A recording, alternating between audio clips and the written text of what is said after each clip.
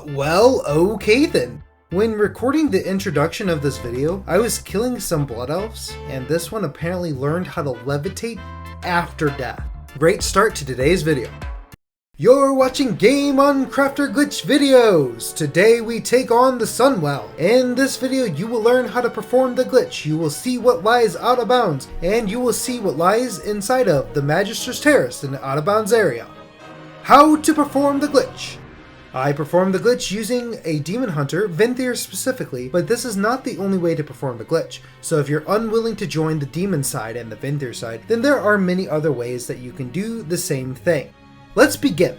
First, you will need to travel to the Sunwell Plateau. To do this, you will first need to travel to Shatrath in the Outlands. There's a portal in either Stormwind or Orgrimmar. When you arrive at Shatrath, you will need to enter the portal to the Isle of quel'danas. When you are on the Isle of quel'danas, you will need to head to the raid icon south of where you enter the island. Once inside, you're going to want to follow this path exactly. It's not that hard to follow though, so don't really be too worried about that. There are some mobs that will follow you up here, and they're insignificant and they're irrelevant, so you can just obliterate them like as a demon hunter. Gee, thanks.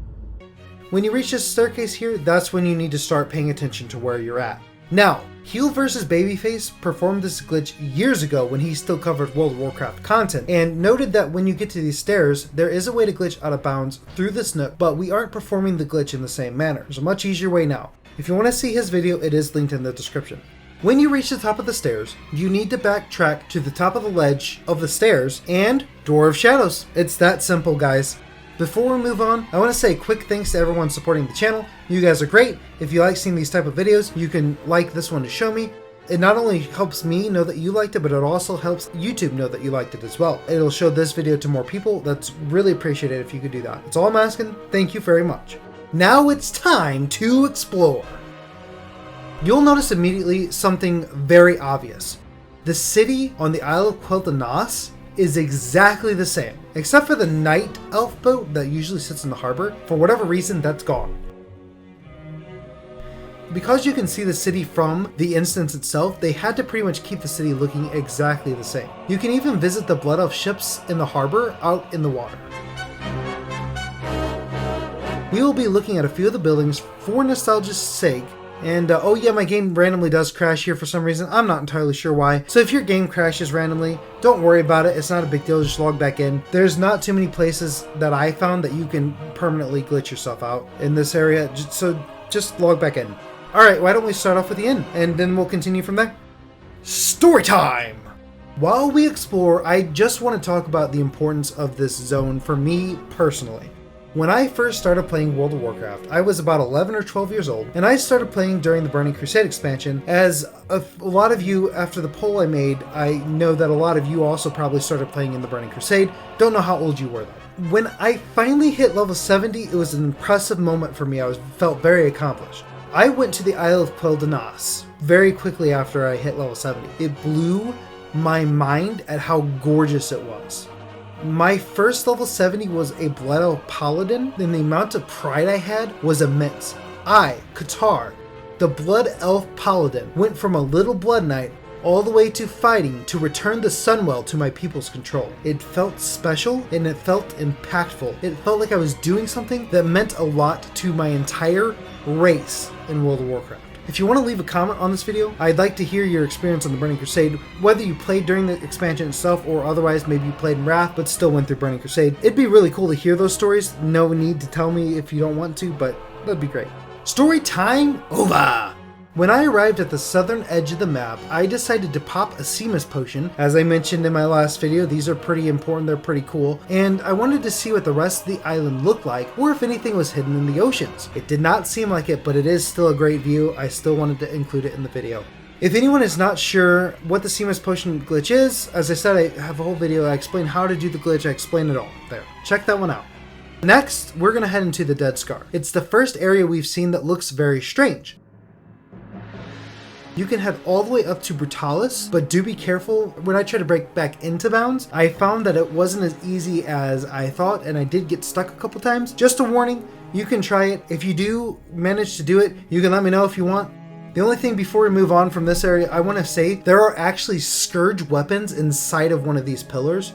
It's a weird choice, developers, but okay, I understand. Maybe they had secret backups. When leaving the Dead Scar, we can see the worst textured area in the entire instance, but really, that's about it. Now, we've explored the city, but the Magister's Terrace is also located in this instance. Going up to the doorbell and ringing it is not going to help us get in, but we're a demon hunter, and jumping around like a freaking monkey means we don't need to get into the area through the entrance. Of course not. Who uses a doorbell as a demon hunter? Really, come on guys. What we need to do instead is climb over these mountains, and we will achieve enough height to jump onto the wall.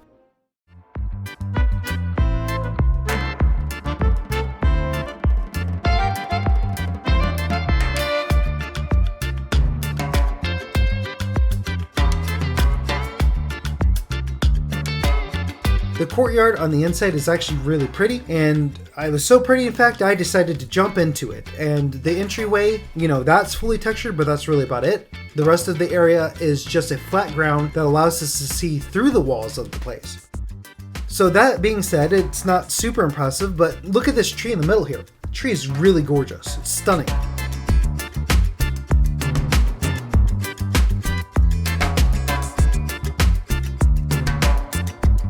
After all of that, I used one more Seamus potion on top of the Magister's Terrace, and I just wanted to point out that it kind of looks like there's a hole in the middle of the map here. It's kind of strange because this is actually where you fight Kil'jaeden, but for some reason when you use a Seamus potion it looks like there's nothing there. That's really about it. We covered how to perform the glitch, we covered what lies out of bounds, and we covered what lies inside of the Magister's Terrace. It's time to announce that I will be starting my second full adventure, or saga as I would like to call them, during this episode. Episode 1 of the Blood Elf Saga, where we explore all of the Blood Elf dungeons and raids in the Out of Bounds area. And of course any areas relating to Blood Elves in the overworld. That does not mean that every single video in the next few weeks will be about Blood Elves. It may only be once a month this time instead of every other week with the Caverns of Time. I haven't worked out all the intricate details yet, but this is episode 1 of that saga. There won't be more than one saga going on at once, it just means this is the start of a new saga. So stay tuned for all of those videos coming out. Thank you guys for watching.